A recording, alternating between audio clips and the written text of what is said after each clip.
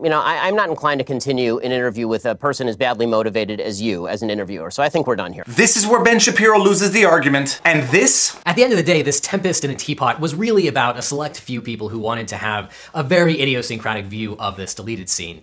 And really, all of those mansplainers who wanted to make a clever point, mansplainers, is where Legal Eagle loses the argument, and they both lose the argument for the same reason. You know why? Because they moved on to attacking the intentions of the interlocutor as opposed to the substance of the arguments. Does my breath smell funny to you? I love you.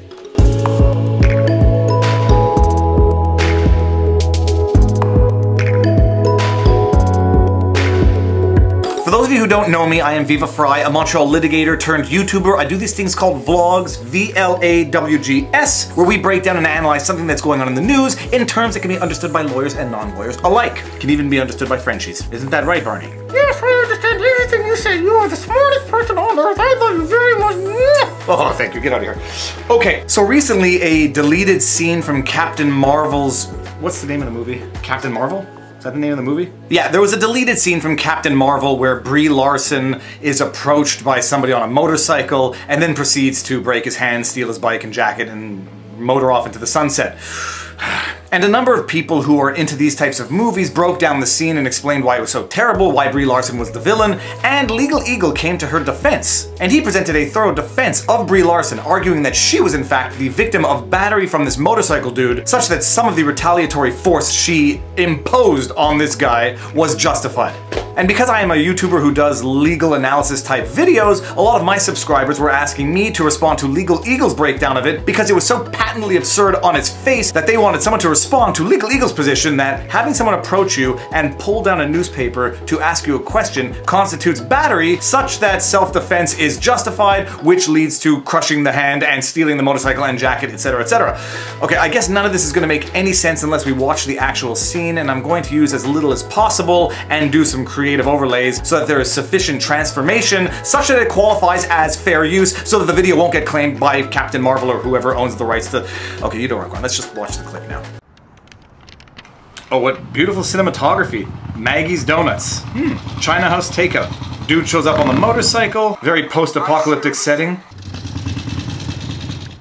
You need a ride, darling? How about a smile for me, huh? Did this guy just have a Western accent and now he's going to have an Australian accent? A smile? Yeah. I'm offering to help you. Least you could do is give me a smile. How about a handshake? I'm Veers. People call me the Don. Wow. My father-in-law's name was Don. Wait a minute! Here's a proposition for you. The backdrop behind her is repeatedly changing! I'm gonna let you keep your hand. Oh my goodness. Take it. Alright, so this is obviously a play on the scene from Terminator 2, and we're going to get into that. But let's get into Legal Eagle's actual breakdown and analysis of what's going on.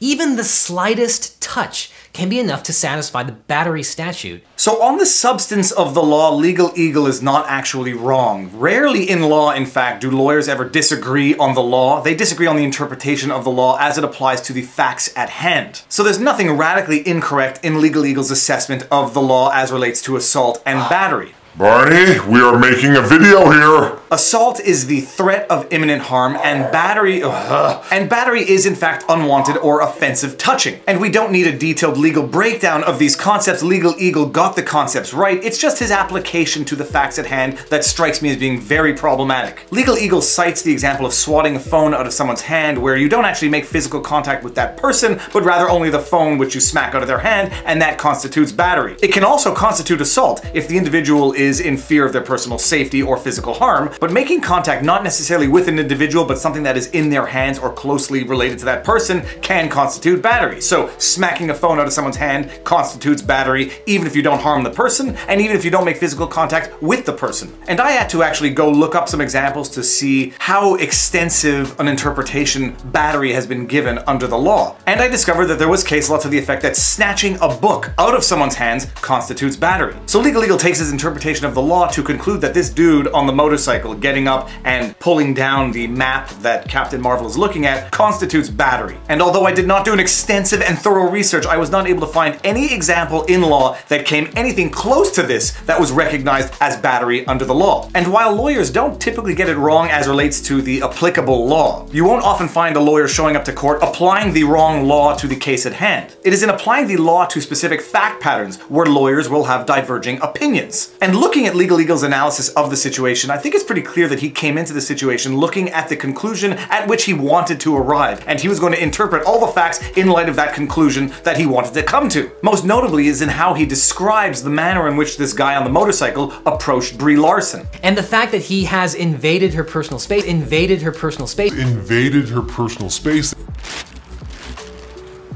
saying something that could arguably constitute a threat. I think that qualifies as assault as well. I'm offering to help you. Least you can do is give me a smile. But I don't have any superpowers above and beyond endless energy. Brie Larson has superpowers that she is aware of. She is standing in a public spot in a parking lot with a map wide open. Not only that, but they do make eye contact at the very beginning of their interaction. The manner in which this individual approached Brie Larson was abrasive. Anybody asking anybody else in public for a smile is being, I try to keep my channel PG-13, but is being someone who is a jerk. No one is entitled to a smile from anybody. It's polite to smile, and smiling does make you feel better. Science has proven it. If you ever don't feel good, smile. Force yourself to smile. It feels good. But no one is entitled to a smile, and anybody coming up to me asking me to smile at them, let's just say I'm running as fast as I can in the opposite direction. That being said, Brie Larson is standing in a parking lot in a public area with a map wide open, and while the director of this scene is clearly depicting the guy on the motorcycle as being a big burly fella, on its face this seems to be a non-criminal human interaction. And this is the thing that Legal Eagle actually never addresses in his analysis. In criminal law, two things have to be proven beyond a reasonable doubt. The actus reus, which is the act of having committed a crime, and the mens rea, which is the intention of wanting to commit the crime. And the mens rea, which is the intention of wanting to commit the crime. Alright, it's a little more nuanced than that. The mens rea is not literally the intention of having wanted to commit the crime. The mens rea refers to having wanted to commit the act that constitutes the crime. Because sometimes someone can voluntarily or willingly commit the act that constitutes the crime without knowing that it's a crime, but ignorance of the law is not a defense. For example, poaching. Actus reus would be killing the animal, and mens rea would be the intention to want to kill the animal. The individual performing the act and performing the act deliberately may not know that poaching is illegal, but to the extent that they commit the act and willingly commit the act, hence actus reus, mens rea, they are guilty of poaching. Alright, back to the video. And so when deciding whether or not taking the newspaper down with your finger constitutes battery because you are making unwanted contact with something in the hands of someone else, one has to determine whether or not that act, the actus reus, beyond a reasonable doubt qualifies as battery, and whether or not the individual intended beyond a reasonable doubt with the mens rea to commit that act of battery. And the act of battery. And the definition of battery consists of unwanted or offensive contact. So in order to come to the conclusion that what this guy did to Brie Larson constituted battery, one would have to conclude that both the actus reus and the mens rea were present, such that the act of pulling down the paper beyond a reasonable doubt constitutes battery, and that the individual, when he intended to do it, intended to commit the act of battery. And like my father always told me in the practice of law, your opinion is good, but no one cares about your opinion. They care about the opinion of judges. And I was unable to find the opinion of any judge who came anywhere near concluding that touching a newspaper in someone's hand constituted battery. That being said, let's just play with the thought experiment that this does indeed constitute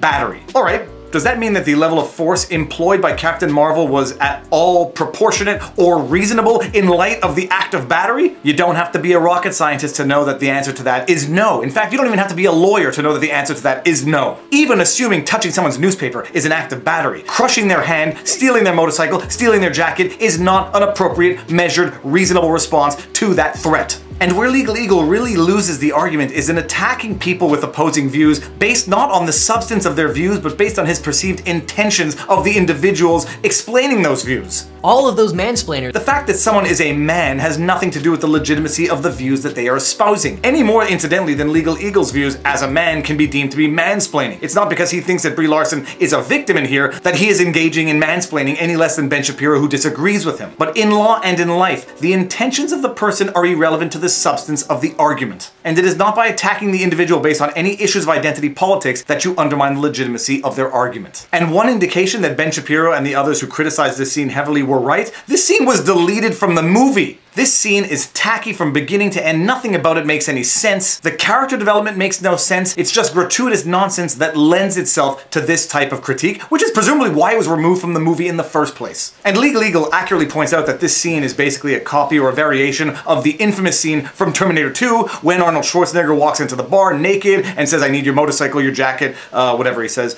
Everyone recognizes that this scene is basically an homage to what happens in Terminator 2, right? No one called Arnold Schwarzenegger a villain in the scene. Everybody knows he's the hero. I need your clothes, your boots, and your motorcycle. But Legal omits some very important factual details that distinguish Arnold Schwarzenegger's conduct from Brie Larson's. First of all, I don't think anyone is going to disagree that Arnold Schwarzenegger did come in there attempting to commit robbery. I need your clothes, your boots, and your motorcycle. There will be some argument to the extent that he says, "I need your jacket and your motorcycle," as opposed to "give me your jacket and your motorcycle," but I think it's pretty clear that he intended to deprive those bikers of their property through threats and the implied application of force in order to obtain the material that he demanded from them. So that is one big distinction. Arnold Schwarzenegger was supposed to be depicted as the villain at the beginning of that scene, because at that point in the movie, we did not know that Arnold Schwarzenegger was actually the good guy in Terminator 2, which lends credibility to Ben Shapiro's argument that Brie Larson was in fact the villain in this scene. Does she actually think that alienating people like me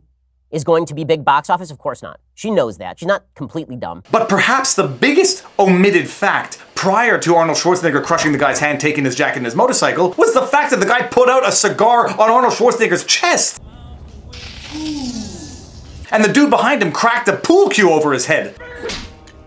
So setting aside the fact that Arnold Schwarzenegger was first trying to rob them, these guys then employed physical force, bodily harm against Arnold Schwarzenegger, to which he responded by grabbing the guy's hand, throwing him on the grill, taking his jacket and his motorcycle. That is assault and battery, not pulling down someone's newspaper to ask them if they need directions, even if you're being a total jerk while doing it. The right to self-defense does not include the right to exponential escalation of force. It doesn't justify excessive use of force in order to defend against the perceived threat. Alright, I have wasted way too much time analyzing this scene and determining whether or not Brie Larson was a villain or a hero in that particular scene. The proof is in the pudding. That scene was removed from the movie for a reason, because it wasn't a particularly good scene to begin with. Now, if you appreciate this content, be sure to like, share, subscribe, hit the notification bell, leave a comment in the comment section. I tend to read all the comments, and when people have suggestions, if they're good and if I can do them, I'll do them. And on that note, now you know your vlog. Peace out. Boom!